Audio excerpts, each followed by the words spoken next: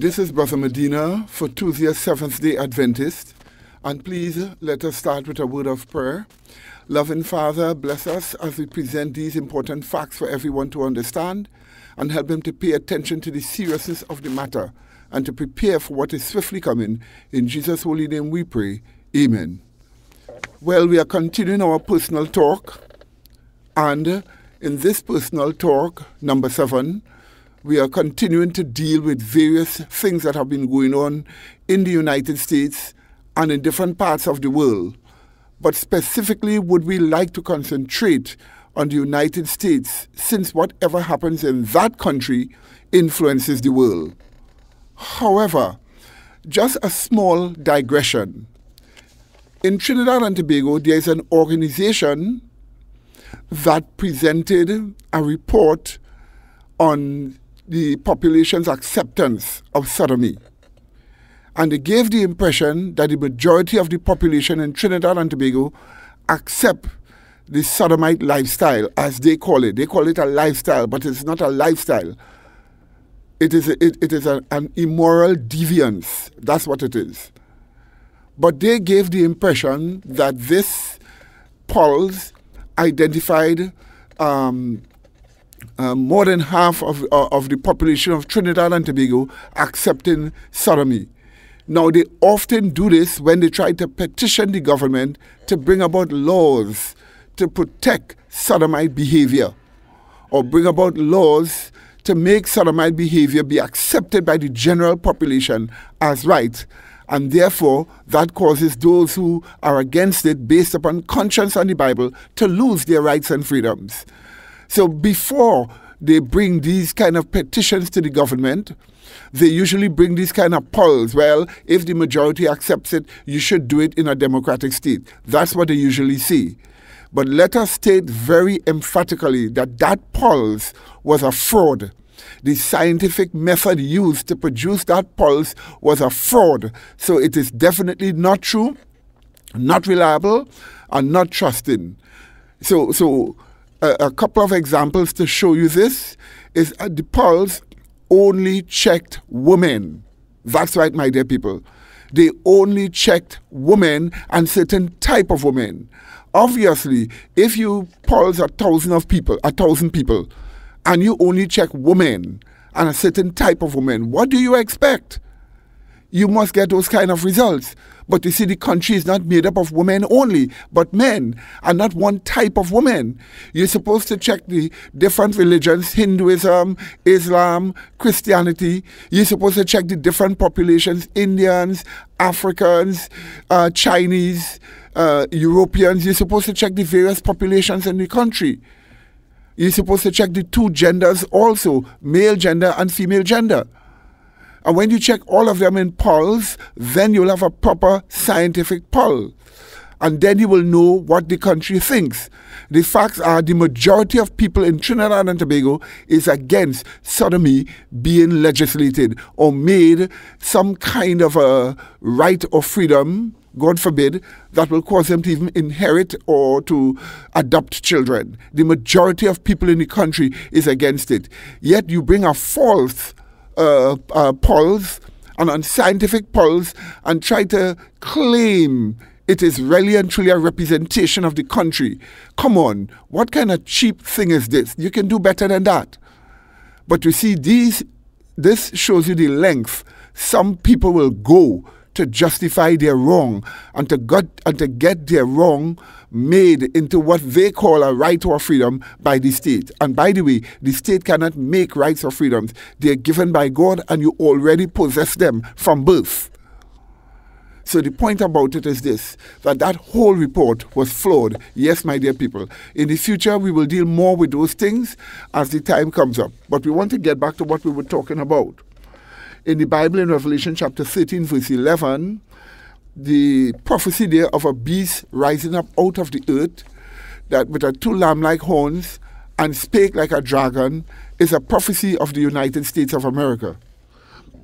This beast, speaking like a dragon, identifies that the United States, through its constitution, through its government and policies, will speak like the devil, because Revelation chapter 12 And verse 9 identifies the dragon as that ancient serpent called the devil and Satan. So in other words, we are being told the United States of America will speak like the serpent, like Satan. But what does it mean to speak like Satan? When Jesus faced Satan in 3 major temptations, each of the temptations was meant to take away his rights and freedoms. Yes, my dear people, if you check the tempting with doubt to create bread by a miracle, bread is an adequate symbol of private property. Once you have it and you eat it, it can go into your body alone and nobody else's own because you are eating it. So bread is an adequate symbol of private property. So Jesus' private property rights were attacked. Then the devil took him up on top of a temple and tell him, jump down, because God will send his angels and they will bear thee up, lest at any time you dash your foot against a stone. And what happened? This was an attack on Jesus' right to life, to try to tell him with doubt to jump off a temple. So again, the devil attacked Jesus' right to life. And then the major right, the religious liberty right, that's what he attacked last of all, where he promised to give Jesus all the kingdoms of the earth if he would but just fall down and worship him. So the devil wanted Jesus to pervert his religious liberty right. So those 3 rights, your right to life, your right to private property, your religious liberty right, first of all these are attacked by the voice of the dragon. And so we are being told that America will attack the rights and freedoms of its citizens, and it will influence the world to do so. That's right. Verse 12 of that same chapter, Revelation chapter 13, tells us that he would cause the earth, I'm quoting, and them that dwell therein to worship the first beast whose deadly wound was healed. Notice the statement tells us he will cause the earth and them that dwell therein, clearly telling us that when America speaks like a dragon, it will encourage the other nations of the earth to do the same thing it's doing. And that is according to chapter 13, verse 15 and 16, and 17, that is to set up a type of political governance, a type of constitutional governance that enforces religious dogmas while taking away people's rights and freedoms. Yes, my dear people, in our church we call it communism because it is a type of communism that takes away your rights and freedoms and at the same time it enforces religion. So that's why we call it a communism system. However, you must remember that Karl Marx in his Communist Manifesto clearly outlined the essence of communism. He said communism abolishes all rights, it abolishes all freedoms, and it does not reconstitute them on a new basis. That was said in the Communist Manifestos. So, in other words, the essence of communism is an attack on rights and freedoms, an abolition of rights and freedoms. And this is the type of system, a communism system, that will be set up by the United States. But to do that, the United States Constitution has to change, because in its current state, the Constitution thus clearly outline inalienable or God-ordained or God-given rights and freedoms. And also, these rights and freedoms are attached or phrased in different sub-rights and sub-freedom ways, which means they all point to those 3 major rights and freedoms.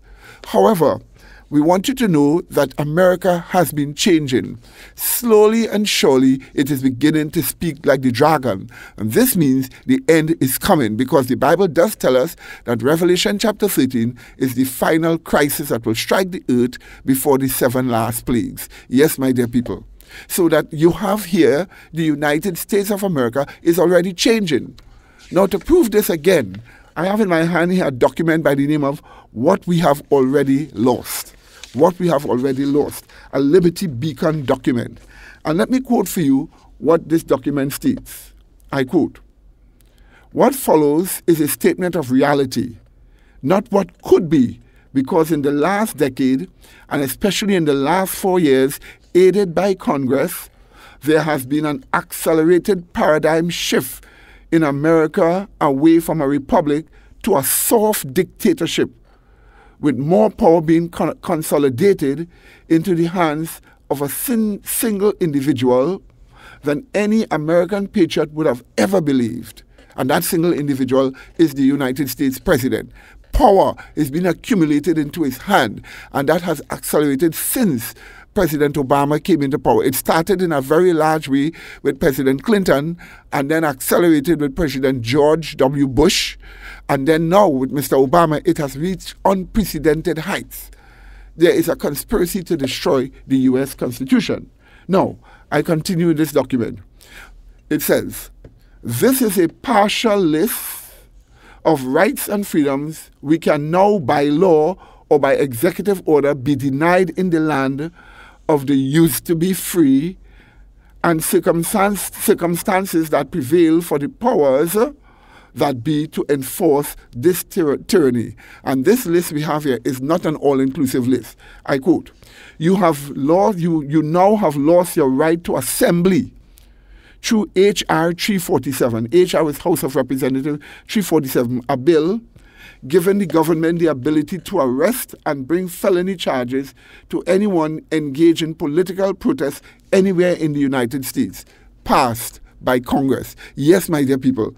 So you have a bill that was tabled before Congress, and it has been signed by the president, and it takes away a person's rights to political protest, which is one of the First Amendment right, a clause in the First Amendment right of the U.S. Constitution.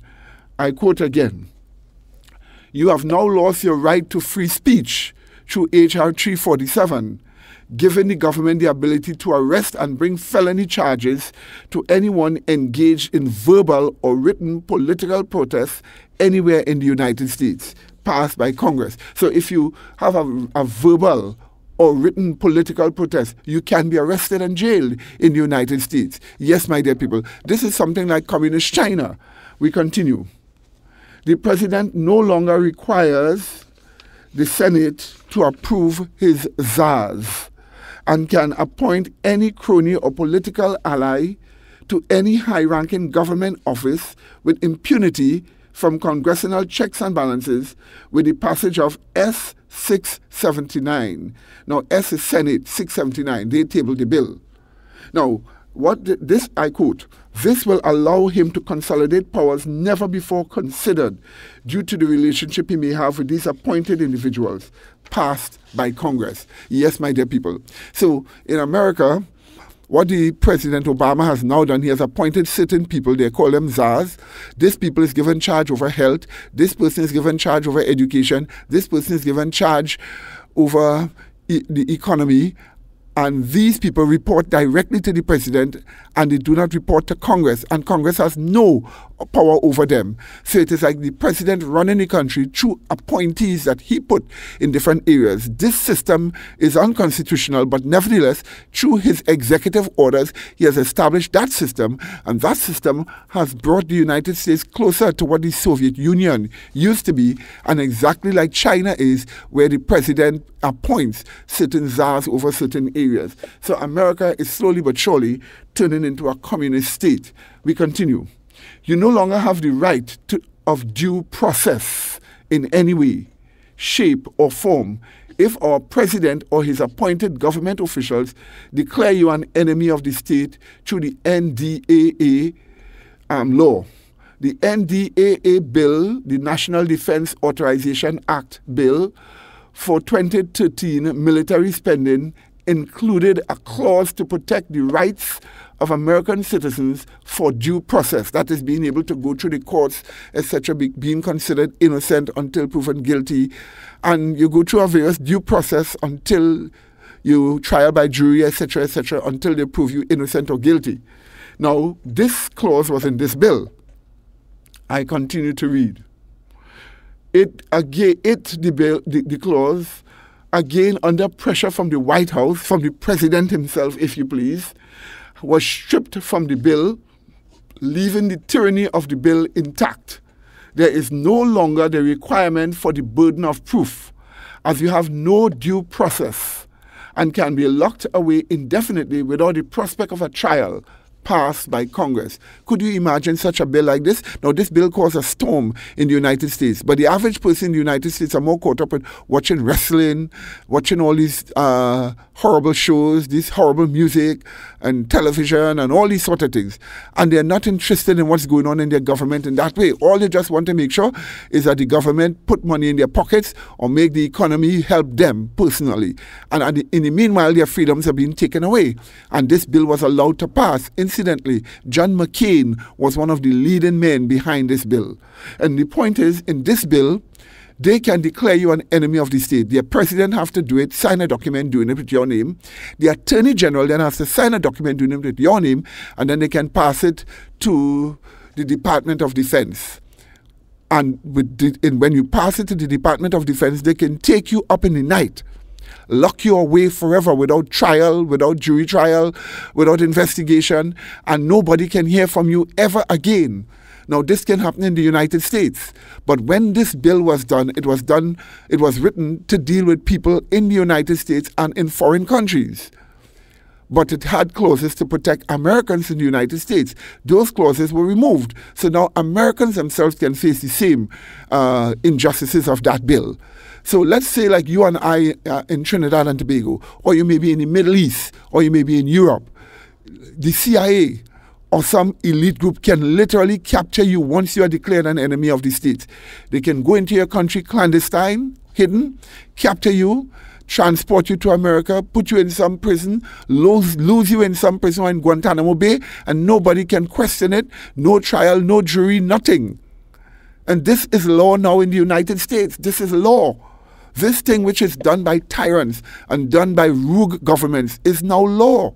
The Israelis always do this, and now this is law in the United States. Yes, my dear people. Let me go again. It continues.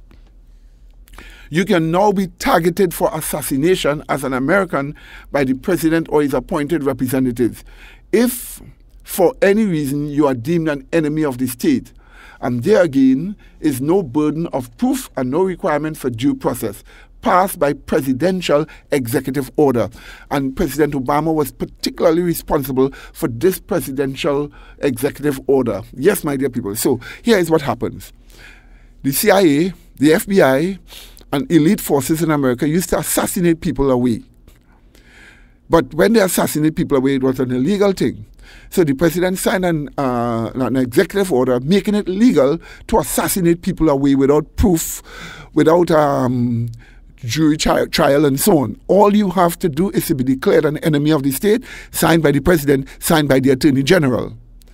But this bill applied to people outside of America. That previously was done to people outside of America. But now, with presidential executive order, it can be done to people inside the United States territory. You go for a visit, you can be declared an enemy of the state, you can be assassinated. Outside of the United States, in Trinidad and Tobago, in the Middle East, or Europe, or anywhere, you can also be assassinated too. And this will be law for them. Nobody can bring any charges, nobody can go to jail for such a thing, because this is now law by presidential executive order. Yes, my dear people, this is how much this country is now speaking like a dragon, just as the Bible prophesies it will. But all this is to lead to the persecution and murder of Christians who reject the communal system and the false religion that would be enforced at that time. I continue. The president has made law his power to declare a national emergency defined by him, or martial law in an emergency defined by him, with the ability to completely subjugate we the people via executive orders as no other president has done in our history. He has signed over 920 executive orders in his first 40 months in office, and some have immense power centralizing implications, but no clear definition of boundaries that he may not exceed. End of quote. Did you see that, my dear brethren? Now, this here we are just telling you is to let you know how far things has gone in this country. And let me tell you this, with what we have just read here for you. Of all the presidents that signed executive orders, from Washington to President Obama. In his single first term and second term, President Obama has signed more executive orders than all of those presidents put together. And all of these executive orders, of the vast majority, has given him personal power as a dictator over the people of the United States. Yes, my dear people. And there are many more documents we have and video footage showing all of this as protested by certain people in America.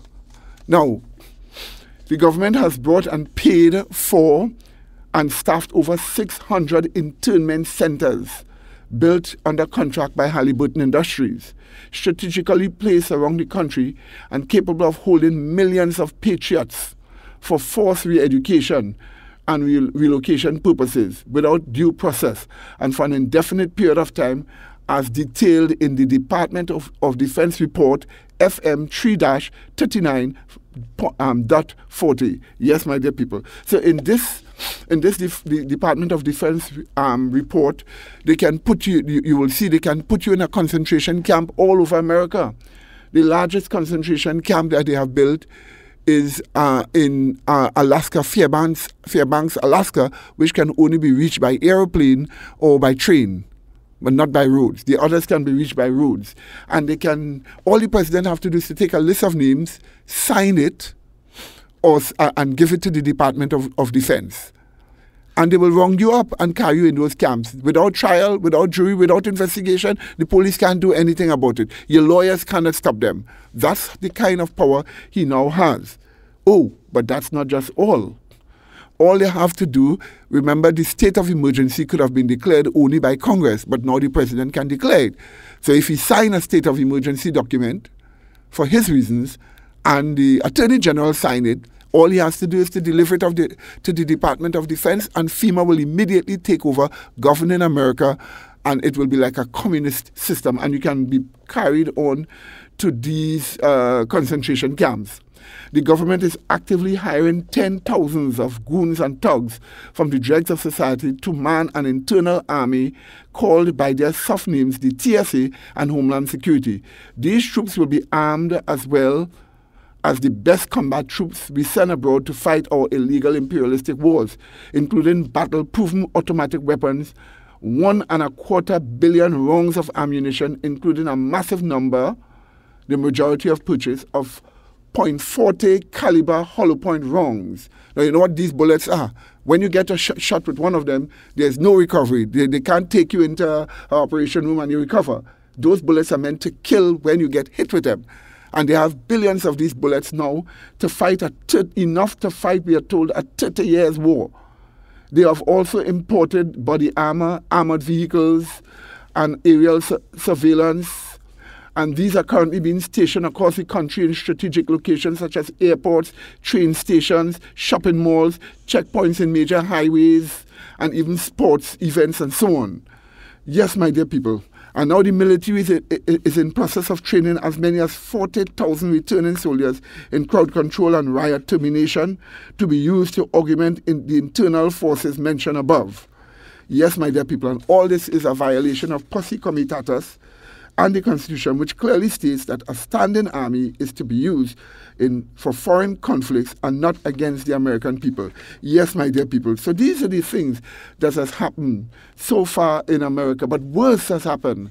And we will have to show you these things in other subsequent talks that we have. But in this personal talk, we wanted you to know how far rights and freedoms have deteriorated or eroded in the land that was once called the land of the free and the brave. But now anything is happening there. Trouble is coming.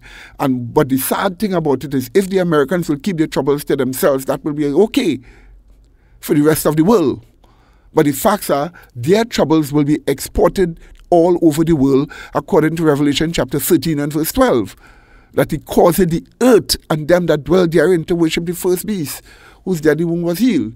So the troubles will not remain in America. It will be exported outside America to other countries, and we will all have to pay. But we will let you know these things to let you know how late time is, and we're going to have to continue these things. But until then, you can call us at 625-0446. 625-0446, and we will give you this information and further information when we finish this series. So, may God bless you until we meet again, as you recognize how late time is. In Jesus' holy name.